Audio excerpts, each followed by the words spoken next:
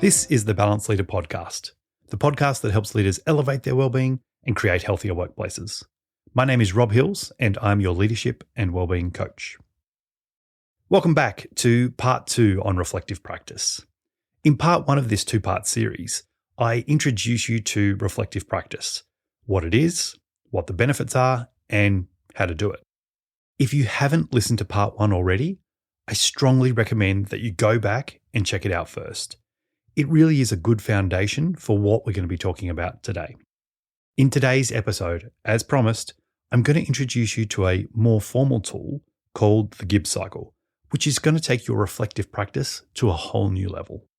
The Gibbs Reflective Cycle, as it is formally known as, was developed by Graham Gibbs in 1988. It's basically a model that was designed for more structured reflection. It's widely used in the education sector, healthcare, and for leadership development to help individuals learn from their experience. And if you remember the quote from John Dewey from part 1, we don't learn from experience, we learn by reflecting on experience. Now, if you're a more visual learner, I encourage you to check out the image of the Gibbs Cycle on my website as a reference. There is a link in the show notes to make this super easy for you to find. The Gibbs Cycle basically has 6 stages or prompts to help guide your thinking and to ensure that you're looking at things from all the different angles. So let's go through the 6 stages first, and I'll give you a brief description of each.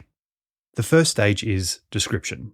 So what actually happened in the event that you're reflecting on? This is where you give a factual account of the information at hand, noticing any subjective stories that are trying to come through. It's important here to try and remain as objective as possible. So stick to the facts and basically give a recount of what happened. There's going to be time for subjective interpretations later on. The next stage is feelings. What were you thinking and feeling, both before the event and then during it? Often we don't look back at how our mood may have impacted the way things played out. So for example, if you had a fight with your spouse before you went into work and the first thing you came across was this event at work, that still may be playing in the back of your mind. Maybe we couldn't find a car park near the office, so we had to drive around in circles for half an hour. That's going to lead to some sort of frustration, and you may bring that into the conversation.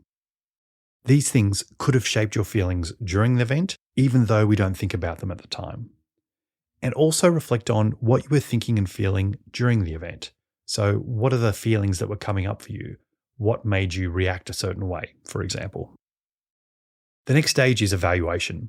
What was good about the situation and what was bad about it?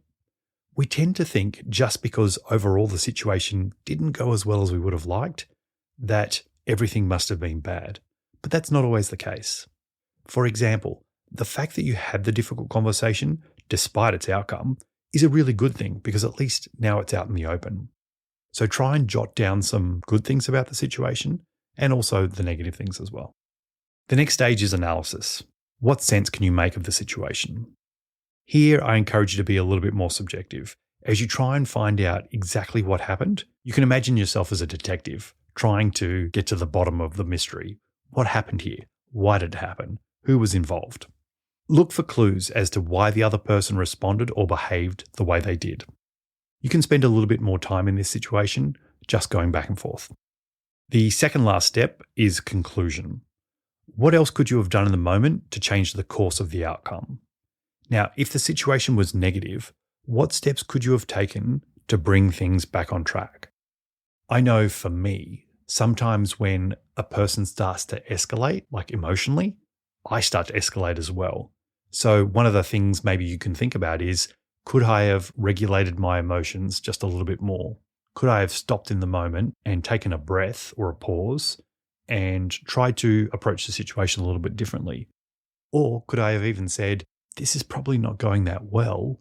Maybe we should come back to it when we've both taken the heat out of the situation a bit. The last step is action plan. And this is where you want to ask yourself, if the situation arose again, what could you do differently next time to achieve a better result? What steps could you take before the situation to make sure things turn out better? And what steps could you take during the conversation to make sure things turn out better? The idea is to use this model as a guide to write about each of the different prompts in a journal or a notepad.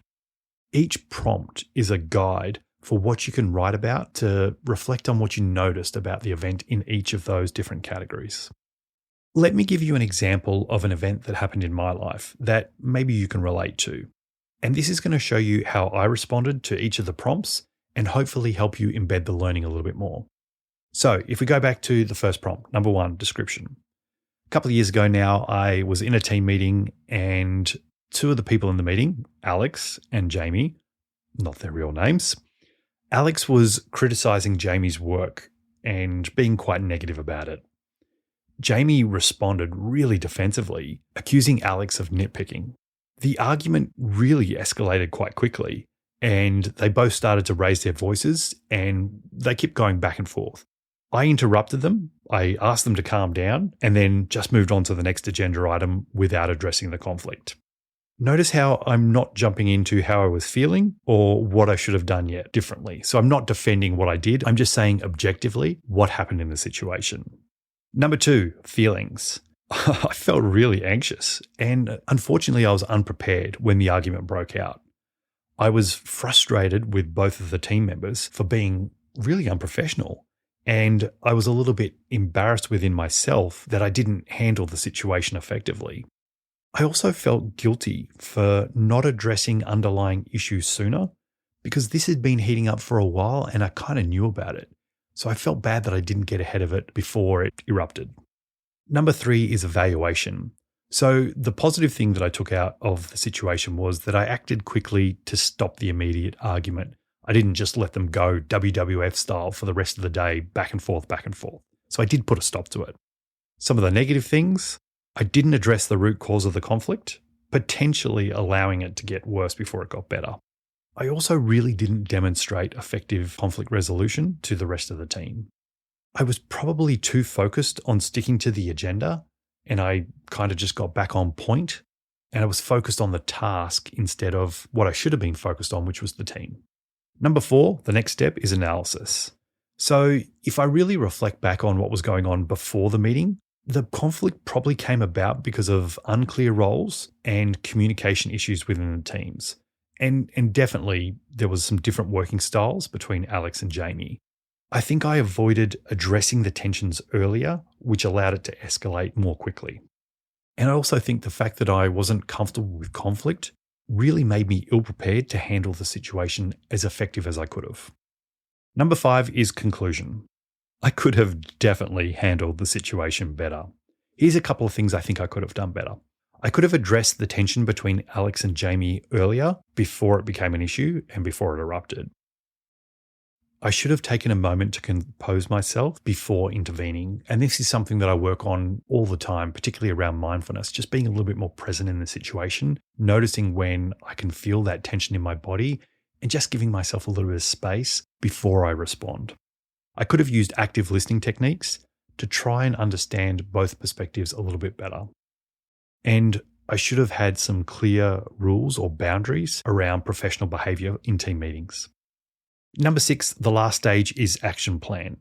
Side note here, this is my favorite part because this is where I get to almost have a do-over. I get to set my intention for if this situation arose again, how would I respond to it differently next time? So for future situations in this example, I thought about a few things. One of them was scheduling regular one-on-ones with team members to catch potential conflicts early. This was a really big one for me, and it wasn't just about conflicts. There are so many reasons why having those one-on-one conversations outside of the team meetings have proven really useful. I definitely worked on my conflict resolution skills, both formally through training, a little bit of mentorship from people I respected, but then also just not shying away from conflict and allowing myself to make some mistakes, but doing it anyway. And so that's exactly what I did. I worked harder on myself and on my conflict resolution skills. I made sure to check in with each of my team regularly, and I allowed myself time and space to sit with situations as they arose and not necessarily respond straight away, but just give myself a little bit of space to respond more mindfully rather than try and just sweep it under the rug. I really hope this example shows you how you can use the Gibbs reflective cycle to learn from a challenging situation and develop strategies for improvement. It may feel a little bit clunky at first, particularly for those who prefer a less structured approach, but I encourage you to give it the time and space you deserve to learn this new skill. Trust me, you won't regret it. So that's it for today. I hope you really enjoyed this 2-part episode. I will link the webpage with the Gibbs Cycle image on it so you can find it easily and you can delve a little bit deeper into this space. Please reach out if you have any questions about reflective practice. I'd love to hear what your experiences are with it.